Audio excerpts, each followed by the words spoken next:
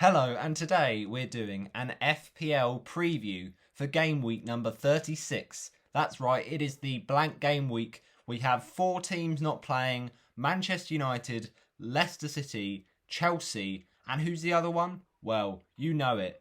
I don't, but you probably do. So we will check that midway through the video, but make sure you smash a like on this one. Subscribe for more FPL and football content. I'll try and up the ante and up the content in this summer break. We'll of course be covering some of the Euro content, so that'll be fun. And my predictions videos will be coming at some point this month, so get tuned in and keep very much alert of that. But today we are doing an FPL preview. Now it's a difficult one when you're coming off the back of what is only described as the most underwhelming triple game week ever. It's the first triple game week since 2005 to 6, and it really let us down because the games in between, there just wasn't the chance of players playing, and then you had red cards, you had injuries, it was all popping off. I mean, everyone captained Bruno, and, you know, everyone in the world seems to have owned Bruno. But, fair enough, at the end of the day, it's still a decent tally for a captain. It's just a shame you couldn't play much of that Leicester game, and I don't know, it's just a bit of a nightmare, really. But when you have 3 games in that short space of time, what can you say? At the end of the day, we're moving on to Game Week 36, and we're hoping for better things this week, that is for sure. Let me let you know, though, that today is the 13th. At the time of you watching this, it will be, of course, the 15th. Or, sorry, no, the 14th. Let's get it right. But today, and actually yesterday, when I think about it, yesterday was Troy Deeney Day. Here's Hog. Deeney! Do not scratch your eyes. You are really seeing the most extraordinary finish here. The absolutely iconic goal versus Leicester City in the 2013 Championship semi-final playoff. What absolute scenes in that second leg game. We did lose to Palace in the final, but we don't need to talk about that. It was an absolutely fantastic moment. The best and most dramatic goal in football history. No debate. But today is the 13th, and it is Aguero Day. So a very dramatic goal. Probably the best Premier League moment ever to be seen. And this guy has had an amazing Manchester City career. He's leaving at the end of the season. He didn't exactly cover himself in glory against Chelsea. Should have scored, but instead gets the assist for Sterling and then absolutely bottles it. You just got to smash it down the middle. You just got to welly it. And he just overthinks it, chips it. And Mendy is literally able to dive down to his left. And then he's got enough time to get right back up and just palm it down and just pick it up. It's that bad of a penalty. He won't want to see that one again. But before that, he was scoring an absolute worldie v Palace. So it's so up and down at this point. But it is Aguero goal today, the day today, that he did, of course, get that goal in 93:20. That was the minute. And that was the goal. What an iconic goal against QPR with the biggest championship title win in terms of drama and excitement. And that is what football is all about. So, yeah, nothing will ever repeat that because it's such a unique, amazing moment. But yeah, fair play, Sergio Aguero. He still had an amazing Manchester City career, and he'll want to try and get level with Wayne Rooney in the overall Premier League goal scorers. But we are doing an FPL preview for the blank game week 36 today. And I've got to say, there is nothing more satisfying in FPL when a plan comes together. And you got to say, it did, really, for my team. And that was the selling of Timothy Castagne. So I take him out on Friday night. I think, come on, I know he's playing 2 games and it's always risky to get a double player out. But I thought, yeah, I don't feel like Leicester defensively have got it. And what do? They concede 4 goals to relegation-threatened Newcastle United. We, of course, now know the 3 teams, though, that are going to be in the Championship next season. Fulham, Sheffield United and West Brom. Sheffield United relegated weeks back. West Brom and Fulham were confirmed this last weekend. And, you know, they just didn't score enough goals. It's as simple as that. Against Arsenal, West Brom were pretty poor. Matheus Pereira, though, the one shining light of that team, surely he's going to get a move because he's been absolutely outstanding. And then, of course, yeah, with Fulham, you just feel like they really have all season struggled for goals. And I'm gutted for them, really, because they've had a couple of games this season where they really should have won and should have held on, especially that Wolves game at the Cottage. But, you know, it's just one of those things. They have to bounce back again. You think they could probably do it under Scott Parker, but if he stays, he should stay, in my opinion. They could get back to the Premier League. It's just, how can they find a way of getting to this stage and then staying as a Premier League team? They just need to buy better players and buy more wisely. But in FPL, you got to say, don't overthink, don't second guess it. And I didn't overthink it with that Castagna sale. And then he goes and doesn't concede for that long. And then he does for James Greenwood? No. Mason Greenwood in the game at Old Trafford. So I'm like, yes, get in. We've sold a player who's, you know, got no clean sheets in both the games. But then, of course, the player we brought in, Harry Maguire, brilliant. Plays one game when he should have played 3 and literally was the most injury-proof, you know, so many games under his belt, so many minutes, and he goes and gets injured. And it's just an absolute nightmare. I mean, Luke Shaw, meh. But like people like Wan-Bissaka, assist against Villa, it's so annoying when you choose that Villa, when you choose that United defender, and there was different options, but I just went for a Maguire. It was a bit differential, thought he was going to be nailed on, and it was a nightmare. So that is when a plan does not come together, certainly. But you can't overthink it, you can't second guess it. And with WARD-PROWSE, I was just looking at the double. He didn't do anything, but at the end of the day, it was a long-term move, and he didn't do any better than Wilfried Zaha, who was the other guy I was thinking about. So, yeah, I'm not going to completely fall apart because of that. I'm not going to take that personally. Just take it on the chin, move on to game week 36. And, you know, I think this game week's going to be good because in the previous reverse fixtures, the first time, it was so nice. So I just had to do it twice this week. And it's just skills. That ain't no fluke. This week, I've got a feeling something's going to go well.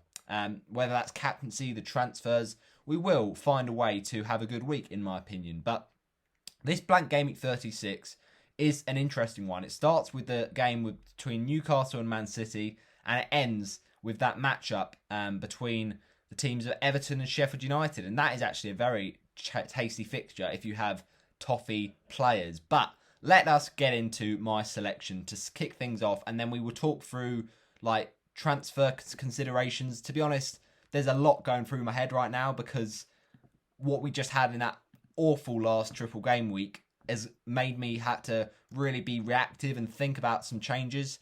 And I don't want to just get all the players that everyone else is bringing in. You know, there's a lot of players on people's radars, namely Dominic Calvert-Lewin, but everyone owns him right now. And if we get someone just as good and with lower ownership, it really could boost our ranks.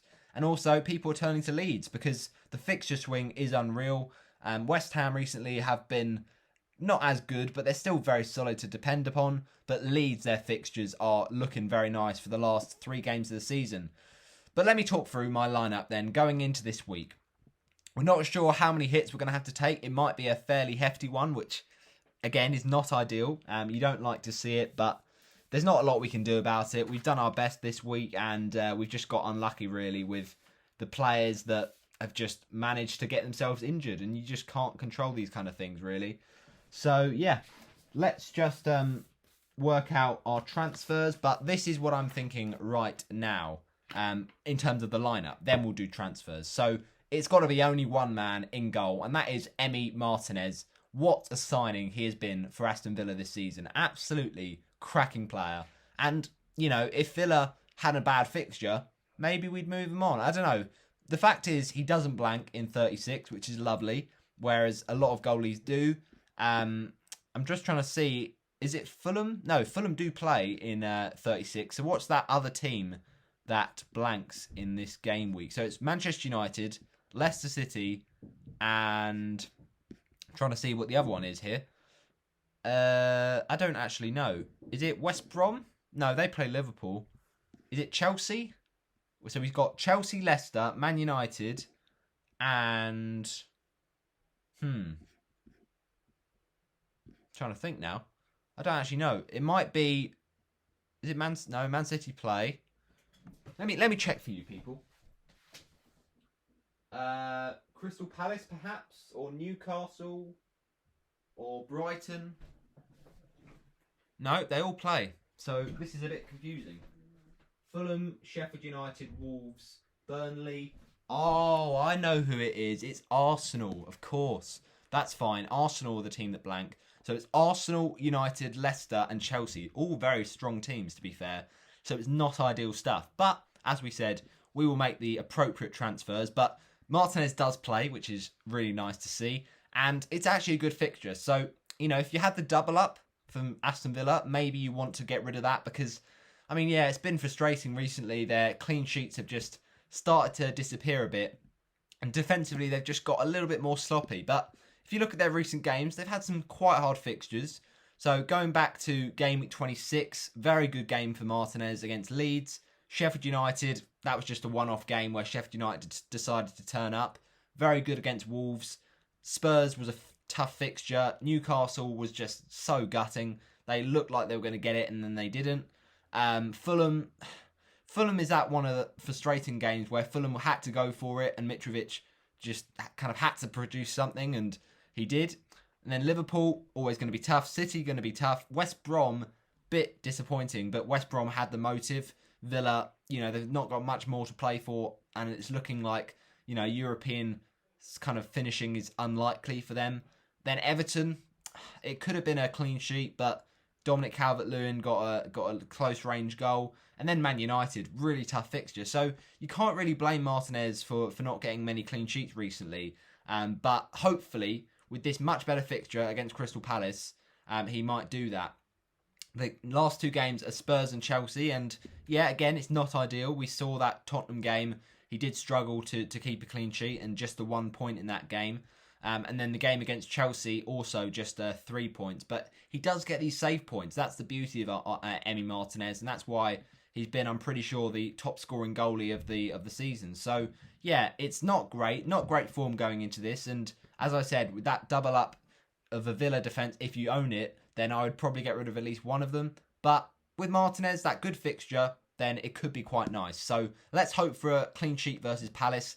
Yeah, they looked all right against Sheffield United, but it's Sheffield United, and against Southampton, they didn't look too good going forward, apart from Christian Benteke, who, you know, got back into a little bit of form there. And Eberechi Eze, fair play, he's a good player, and he stepped up in the absence of the form of Wilfried Zaha. He's, of course, still been playing, but not quite feeling the, form right now. So I feel like this is a decent shot of a clean sheet for Martinez. Let's hope that is how it ends.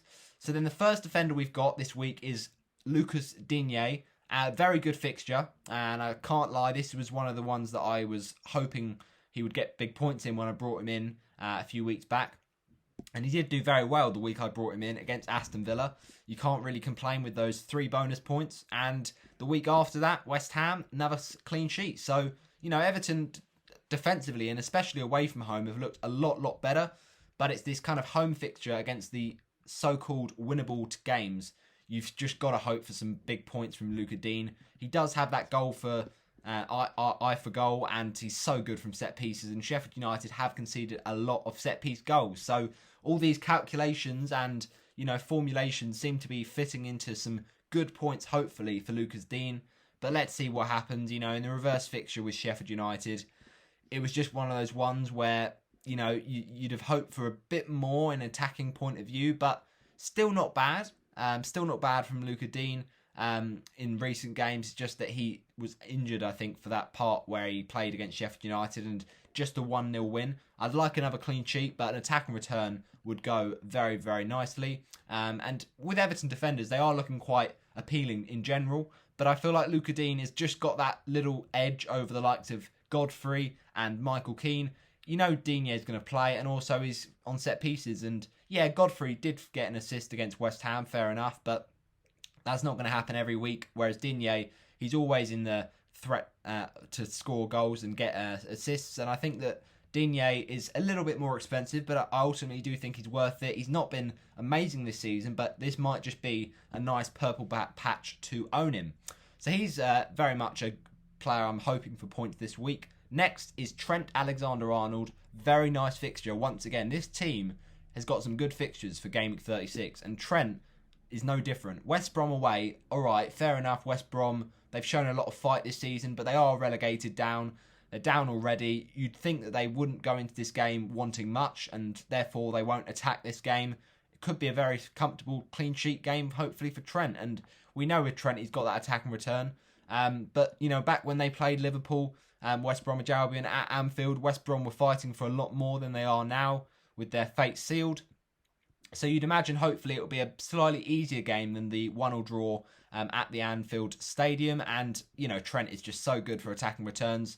He's been so consistent recently and getting some bonus points. You know, that Liverpool-Southampton game, I'll admit, was a bit crazy with the amount of tip players that were given bonus points. And Trent was one of them because he's just playing really, really well at the minute. And Game Week 30 to Game Week 32, which is, you know, a really nice time if you owned him. I owned him for 31 to 32, so that's good enough for me.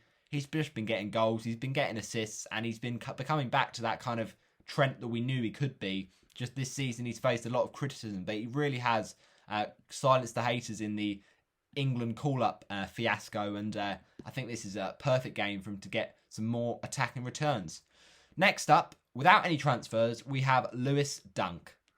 Now, Lewis Dunk, like, leave it out, mate. You just didn't take your chance in my team, and I'm not going to lie, it is disappointing. We got him in for that Sheffield United game, game week number 33, and you kind of thought, okay, Brighton, pretty solid for clean sheets this season. Not bad for fixtures, but I might, you know, get rid at the end. But the run-up was pretty nice. Leeds, Wolves, Sheffield United. You can't really complain with those games. And you just hoped for some set-piece goals, because all three of those teams concede goals from set pieces. So, Sheffield United, what happens? Oh, yeah, brilliant. He goes and gets no goals, no clean sheet, and Sheffield United pull up a weird, you know, one-off win. Not good. Not good at all. Then Leeds, well, okay, fair enough. He does well, gets a bonus point or gets a couple. He gets 8 points, gets a clean sheet against Leeds. What do? We put him third on our bench. The third bench curse is an absolute travesty this season. We've now had it happen, I think, about 4 times with different players. So once with Lewis Dunk with this game against Leeds, and I think 3 times against for Dallas, which is just crazy. I need to check that. It might be Leicester away when we benched him and he scored at the King Power. Stuart Dallas might have been second on our bench. But then recently, twice in a row, Stuart Dallas, third on our bench v City, he goes and scores a brace. And then third on our bench v Spurs, he scores. It's just not exactly what you like to see. But yeah, you don't like to see Lewis Dunk. He's just kind of stopped his form. And I haven't got the points when I've needed it, especially when you have the capability to get points, but then you can't actually earn them because you started Dallas over Dunk and didn't get his points off the bench. Despite that United game getting called off, I just got so unlucky with that. So yeah, he didn't come on for me, and I missed out on the 8 points. And then this week, he goes and scores a goal from a set piece, just like I predicted in my Premier League predictions. You love to see it, Stuart Dunk. Sorry, I've combined the two there. It's a hybrid. Lewis Dunk, you love to see it. You know, he scored v Wolves in the reverse fixture. I had all the confidence he'd do the same at the, you know, Molineux, but it's a brilliant goal. Like, just leave it at that, all right? You were getting 3 bonus points. You were getting a clean sheet. You were getting a goal. Thank you very much. Go home. Job done. Thanks, Lewis Dunk. You've ended my team on a high, because I was probably going to sell him this week anyway. The fixtures do make a bit of a turn for the worst, but I just wanted a goal out of that game and some big points which could be important for my mini leagues this week. But then what did he go and do? He gets sent off. You hate to see it, and that means he is out until the 23rd of May. So he basically is out for most of the season, apart from that final game that they play against Arsenal, which I wouldn't have wanted to keep him for anyway. So the short of it is, I could say, oh yeah, well, Dunk scored against Arsenal in the past, you might as well keep him, just bench him. But I haven't got the luxury of benching many players this week because, yeah, you could argue that I might want to get Watkins starting and then bench Dunk and keep Dunk through these. But I'm not going to keep a player that's not going to play, and I need to get points in each game week, not just, you know, prolong this game week and then, you know, suffer up till the last game. I'm not that kind of manager. So Lewis Dunk's got to go. It's as simple as that. And, you know, at the end of the day, that is now looking like a good game for Jesse Lingard. Without Lewis Dunk at the back, West Ham could run riot. So, yeah, it might have even been a game where you wouldn't want to own Lewis Dunk. So he goes regardless. But who do we go get him in for? I really don't know. Third, that is our defender. Fourth in our defence is Stuart Dallas. Now, this guy, I don't know what it is about big six teams, but whenever he plays them, he scores goals. And he got a clean sheet in the other one against Manchester United recently. So he just does get points. And against these smaller teams, he hasn't been getting too many points. All right, fair enough. He scored a goal against Newcastle earlier on in the season. But he scores against the big teams. And what can you do? Like, he always scores when you don't want him to. Even though he's been legendary this season, you know, it is a bit of a frustrating pattern of goals. But yeah, you really can't play it down. I called it at the start of the season that he would be the next Lord Lundstrom, and he really has been. Duke Dallas has taken the, you know, throne from Lundstrom and just been absolutely fantastic. Just a shame we had to bench him a few weeks, but nah, I rate Dallas. He's an absolute legend. Well done for being such a FPL, you know, icon. But Burnley away is an interesting one because Burnley, they're staying up. They have done another season and it's just another simplistic season for Burnley. Simple football, but it's effective. And although it's not brilliant to watch, they stay up because of it. So, you know, that's going to be a tough game up against the informed Chris Wood. Maybe difficult for a clean sheet, but we've said it this time and time again, do not bench Stuart Dallas. We did it last week. Maybe this week we shouldn't do it with a better fixture. Let's hope for some attacking returns from the absolute GOAT, Dallas. And then final defender, and that is right, we're playing a back five at the minute due to certain suspensions and injuries. And talking of injuries, Harry Maguire, faceplant moment. So he is out for the rest of the season. He's expected back 26th of May, and that's obviously too late. The season ends on 23rd. You hate to see it, you really do. An ankle injury in that game against Aston Villa doesn't even, like, you know, go in that Villa game and just say, okay, let's just at least get a clean sheet and then he can get injured. But no, he plays 77 minutes. Villa score the first goal of the game. Maguire does nothing in terms of attacking returns. He gets a yellow card and then he's off injured. I mean, it's just the worst thing you could imagine. So we're going to have to get in a replacement for Harry Maguire. And, you know, we just need to find someone good fixers really to do that.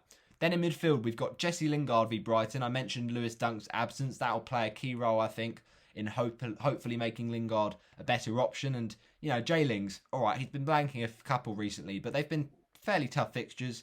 Chelsea, pretty tough. Everton, yeah, all right, maybe he should have done better. But at the end of the day, you know, Pickford and Digne, just too solid at the back. What can we say? Burnley was a disappointing one. Yeah, fair enough. We expected him to deliver there. But Brighton is going to be a nice one. I think that he could be a lot better in this kind of game. It's the kind of game where Brighton, especially at the Amex, I feel like Brighton do struggle for goals and therefore West Ham will like to play against them on the counter, a bit like Leicester City did a few weeks back. So let's put faith in J-Lings and start him this week. Then we've got Son Heung-min. Son Heung-min, the South Korean, he's been so up and down at times this season in terms of injuries, but one thing for sure, he's been scoring goal after goal. And he did it again versus Leeds, so that's big. That is important. But do we do that special thing this week of the captaincy? I'm tempted. It's on him right now, I'll be honest, because Wolves at home is quite a nice fixture. Wolves are quite leaky, and Son is lethal on his day. I think that this could be a nice game for Son. WARD-PROWSE is next. Fulham at home. Another great fixture, and WARD-PROWSE did disappoint against Crystal Palace, but at the end of the day, what is he supposed to do? He didn't get a free kick, he didn't get a penalty, and that is his bread and butter. So it's a bit unlucky in that respect. It is a bit frustrating when you see that Palace game and see how deep he's playing, so he's literally never going to get a goal or assist unless he's, you know, shooting from 50 yards out. So, yeah, it's a bit frustrating when he plays that more defensive midfield position, but he's still a very good player in terms of fixtures, and also he's been a really good player for Southampton this season. So maybe we put the faith in JWP, but I was thinking about maybe moving him on just because there's probably better midfielders out there, but it's a nice fixture. So it's a tough one to negotiate this week. Up front, we've got Kelechi Iheanacho. He's not injured. He's not got a suspension, but just like Harry Maguire, he does blank in 36.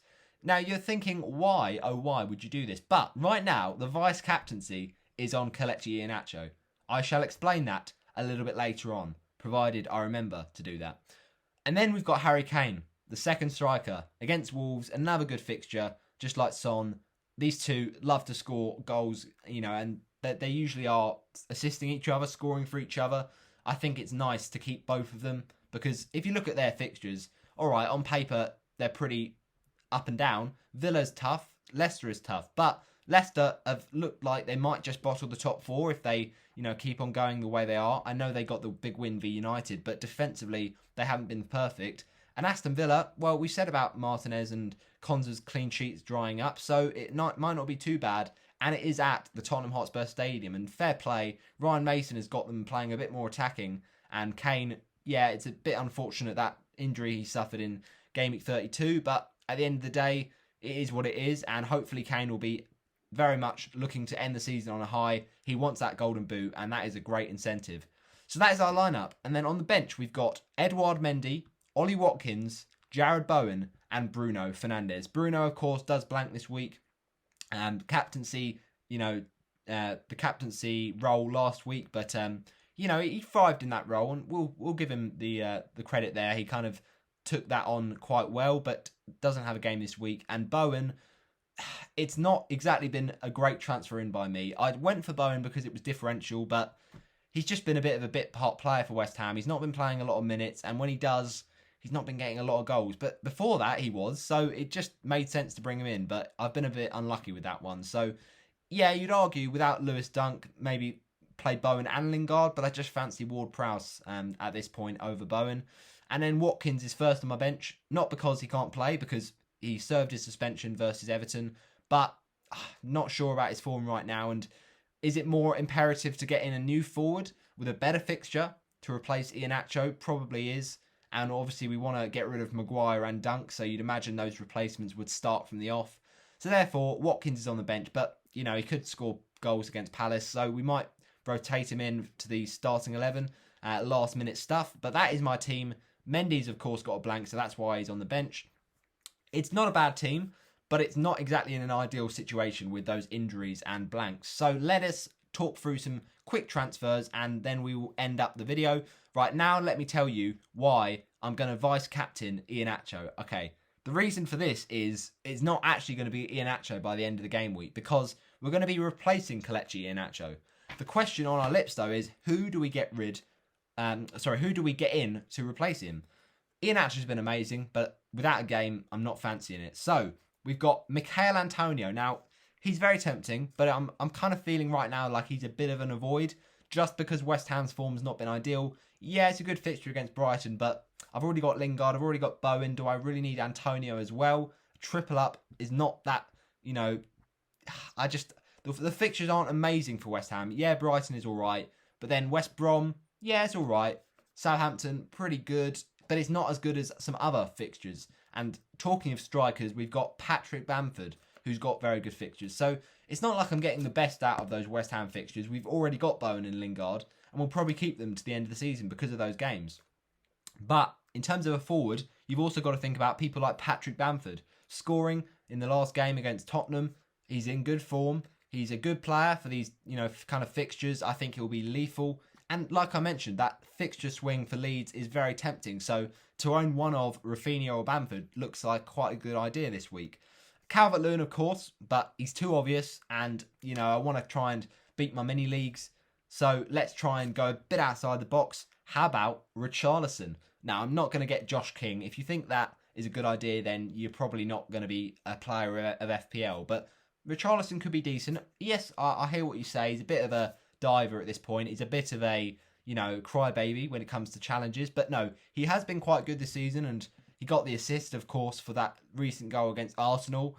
And I do think he is still on the par with DCL. DCL has been recently in a bit of better form, but DCL did have a period where he wasn't scoring goals, and in that time, Richarlison did really take on the baton. So I think Richarlison's got enough quality, and he's a bit more differential compared to DCL. So I think it's a decent move, to be fair. Richarlison in for Kelechi Iheanacho is what I'm thinking right now. And if we don't get Bamford or Antonio this week, maybe it's next week. Who even knows at this point? So yeah, that's a decent option to consider. So that is our first transfer, to get rid of Iheanacho. The other one is to get rid of maybe one of Jarrod Bowen or WARD-PROWSE. Now, we mentioned with Bowen his good fixtures, so that is what's maybe putting me off selling him. With WARD-PROWSE, you look at that Fulham game, you think maybe there's potential for points. The week after that, Leeds you can't understate how leaky they are, but it is still not the best of fixtures. You know, Leeds absolutely whacked them 3-0 at Elland Road, so that could be tough, especially with Saints' home form at times in the last few seasons. And then, of course, you've got the game against West Ham on the final day for WARD-PROWSE, which I actually don't think is that bad, considering West Ham have got everything to lose.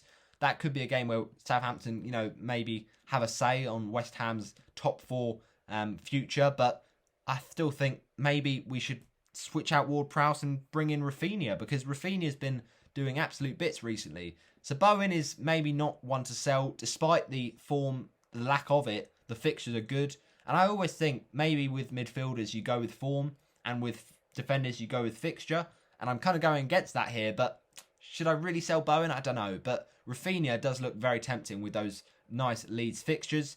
And of course, we need to sell Dunk and Maguire, and I think we probably will start both of their replacements this week with that back five. It could be a bit interesting. There's some good fixtures for some clean sheets, and what I'm thinking is to get in PHILLIPS, Liverpool's Nat Phillips, who's got nice fixtures, very much looking like a great player right now, and yeah, he's got his, you know, got his name into that starting 11. He's muscled his way in, and I think it could be nice.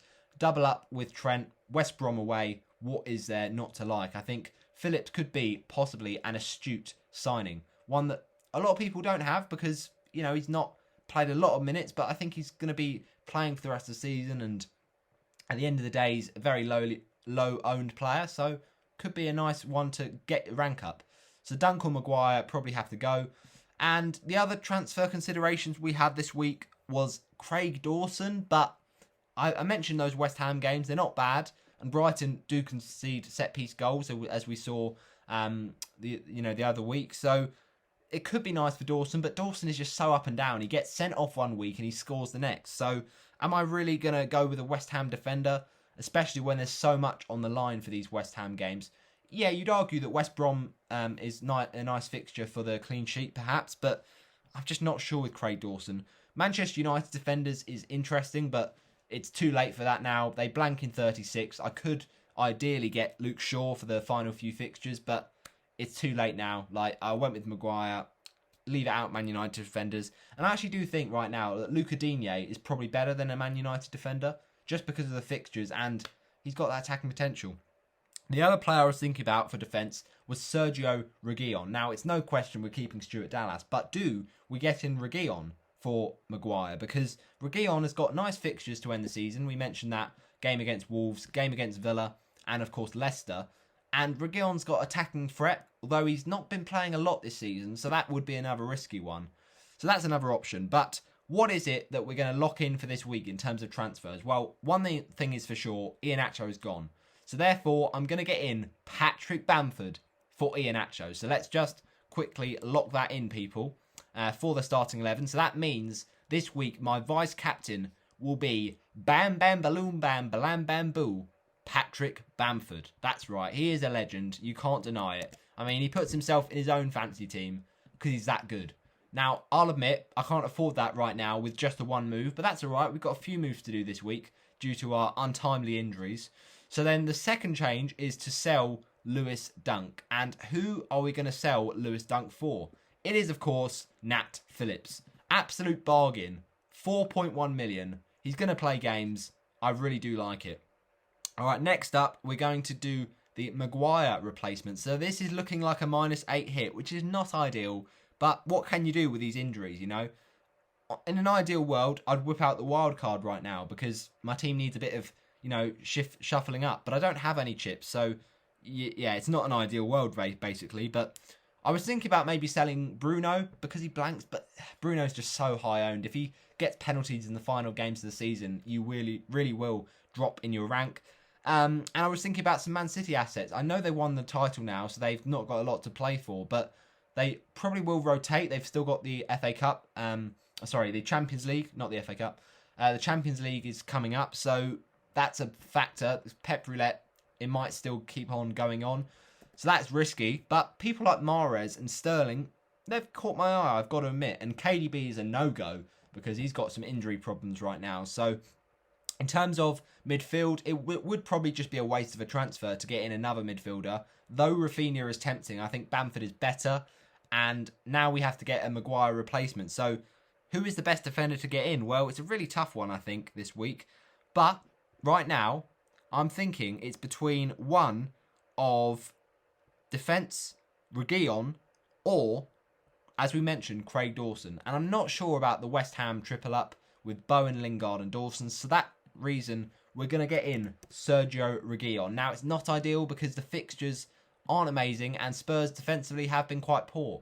So we could go down that route. We've definitely locked in up front Patrick Bamford. I think we're going to go for him instead of Antonio and instead of Richarlison. Just because Richarlison, yeah, all right, it's Sheffield United, but I feel like DIGNE could still get some goals and assists. We don't necessarily need Richarlison. And Bamford, yeah, that's a nice fixture. I think he might as well be in the team for that Burnley game. Whereas the PHILLIPS one, I think, is nice. That probably has to be done. Reguilon is a bit more up for interpretation, though. We'll probably keep Mendy, to be honest, because, you know, he has nice fixtures towards the end of the season. But do we get Reguilon, or do we get in the other player that is... Oh!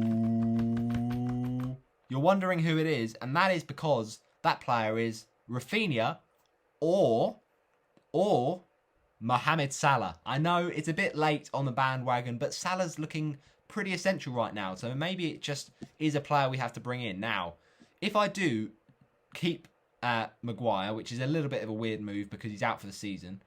So it basically is going to be an 8-point hit. I don't like a 12-point hit. That's just too much. But say I just, for some reason, kept Maguire. That gives me a fairly decent amount of money, 0.6 in the bank. So I'd have to sell Fernandes for Salah, which in the end of the day is not the worst move. But we mentioned that thing about how Bruno, if you don't own him, your rank will massively drop. So that's not ideal. And to sell Fernandes, you would actually not be able to get Salah in. So in an ideal world, I would have Mo. Most people have Salah at this point, but it's not ideal. And Maguire has really put me in a bit of a difficult spot. So I think we're going to have to leave it at that. I'd love to get in Richarlison. I'd love to get in Salah. I'd love to get in someone else like, you know, I don't even know at this point, like Mason Mount or Chris Wood. Like, there's so many options right now for this final run-in, but I have to replace Maguire. That is, you know, a priority transfer. So for that reason, Maguire leaves, and we've got so much to spend for this defence. So it's a tough one. I was thinking about Wan-Bissaka, but, you know, the fixtures aren't exactly good, and he blanks this week anyway. Then I was thinking about Ruben Diaz, just because City have won the league, and it's like almost a title present, but no. Chilwell, I'm not having a Chelsea defender because they blank and it's not, you know, nailed on to play. The same is going for maybe Matt Target because, well, he will play, but the fixtures aren't good and Villa have been drying up defensively. So it's a really tough one, to be honest. If Cresswell was fully fit and firing, then I'd probably get him, but he's just got injured again. So he's actually very unlucky there. Johnny Evans, well, you know, Leicester have been absolutely bottling it recently and they've got a blank, so nah, I'm not feeling it. I've got DIGNE. I could get another Everton defender, but nah, I'm not feeling the double up. It's a nice time to double up against Sheffield United, but you just don't think that there's going to be many attack and returns for those Everton defenders. So maybe Lindelof? No, he doesn't play. There's not a lot of options, to be honest, and it is a shame. I was thinking, though, about Charlie Taylor, because he's been really good recently and got a wonderful assist against Fulham and an assist against Wolves. And if you look at their fixtures, well, they're not the end of the world. All right, Liverpool's tough, but Leeds and Sheffield United could be decent. But I'm not going to go with Taylor. Sorry, Burnley fans. Instead, we're going to have to go with Reguilon. It's the only option there is. So Reguilon is coming in and coming on to the team sheet for this week. So it's an 8-point hit, 0.5 in the bank. That is right, people. PHILLIPS in for Dunk, Reguilon in for Maguire, and Bamford in for Kelechi Iheanacho. Actually, no, is Reguilon the best option? I'm not happy with his fixtures, man. I know this has been a long one, but it's been a good one, I assure you. So I think what we need to do, to just strip things back and try and find this Maguire replacement, because it is a difficult one, let's go to that helpful website that is FPL, and let's have a look at the fixtures, the fixture difficult ranking, FDR, difficulty ranks. Let's see who's got the best fixtures in terms of defenders. So, Burnley, I'm not fancying it. I'm really not. Then Palace, Arsenal and Liverpool. Nope, not happening. Everton, we've already got Luka Dean, so I don't need to do that. Dallas, we've already owned, so I could even get Alioski, but I'm not feeling the double up for Leeds defence. They are still quite leaky despite the fixtures. Liverpool, very nice, so that's why we're getting Phillips. Newcastle, not bad, to be fair, but they play Man City in Gameweek 36, so yeah, I'm not really about that. And also, not bad for Spurs, who we just mentioned. West Ham, I could do, because Brighton, West Brom and Southampton is not too bad. But is it better to get a West Ham defender, a Spurs defender, or a Leeds defender? I think because we own Dallas, we don't need him. I think it's between West Ham and Spurs. Eeny, meeny, miny, mo. West Ham defensively recently have not been good, but the fixtures are on their side, unlike Tottenham. So I think it's a toss-up between a West Ham defender, i.e. Craig Dawson, or Sergio Reguilon. I mean, when you look at Cresswell, he's injured. Kufau, I'm not feeling it. Ogbonna, he doesn't always play, to be fair. So that's not that nice. Issa Diop, exactly the same. He doesn't always play, but he's been playing recently. He's got a couple of goals against Newcastle and against Sheffield United, but I'm not really feeling Issa Diop. I don't think it's an attractive FPL option. And then the rest of them, there's no other West Ham players. So then you've got Spurs. The clean sheet record is the worrying thing for Tottenham right now. I mean, Alderweireld, he could get some points, but it's another risky one. Wolves, you could see a goal from Alderweireld maybe there. Just don't feel like it's a massively amazing move. I could triple up with Tottenham with this week, but is it better to triple up against Brighton or against Wolves? That's basically the question we've got to ask ourselves. Well, actually, Wolves just played Brighton, but Brighton haven't got Lewis Dunk, so maybe it'll be a great opportunity for some goals against Brighton. So maybe we go and get a West Ham defender, but I don't know. I mean, Brighton can score goals. We've seen that. Danny Welbeck's been doing the bits. It's really tough, and that's why this has gone on a bit longer than usual, people. So don't worry, I will do it a bit before the deadline, but only a few 10 minutes before, because I know that, you might want to copy my team, but the point is, we want to get this out, so that's fine. Oh, okay, we're going to go for either Tottenham or West Ham. Eeny, meeny, miny, mo. Who do we pick? It's about the game versus Wolves, the game versus Villa, the game versus Leicester, or the game versus Brighton, the game versus West Brom, the game versus Southampton. At the end of the day, we've got WARD-PROWSE. I don't know whether we're going to keep him all season. The fixtures are not too bad, but I'm just not feeling that West Ham fixture run. Just because we've got Bowen and Lingard. Like, why do we need both of them? Whereas Spurs, well, they're still in a shout with Europe. It's unlikely, I'll admit, but you got to look at those two games. Two of the next two are at home. Spurs are better at home. My gut tells me Reguilon, and everything else tells me Dawson, or maybe another West Ham defender. But there's just not enough options in the West Ham defence because of injuries and because of bad form. So I'm going Spurs. It's just about who we go for Tottenham. And I hope you don't let me down again with those, lack of clean sheets. But to be fair, it's at that point of the season, whoever we get, we're probably going to keep for the rest of the season because there's just no point in dilly-dallying about it. So, he played 90 minutes against the last game, Leeds, Sergio Aurier. So we're not probably going to get him because he's been a bit in and out of the team. Doherty, not feeling it. So it's between Alderweireld and Reguilon. Wow, that is interesting. He's not got a single goal this season, Sergio Reguilon, which is not brilliant, but it could be decent. 6 points in the reverse fixture versus Wolves, and he also faces Villa and Leicester in the next couple of game weeks. So Villa, I think, will be fairly decent, hopefully. But he didn't get the clean sheet, came off on 56 minutes. That's not great. So I don't think Reguilon will get subbed off, will he? Maybe he will. And Leicester, I think it's quite tough, to be fair. Spurs did struggle when they played Leicester. But I'm going to go with Sergio Reguilon. It just is my gut, and I think that I could go Alderweireld. I could be here all day picking between Spurs defenders, but that's what I'm sticking with. Phillips, Dunk, Reguilon, Maguire, Bamford, Ear, Nacho.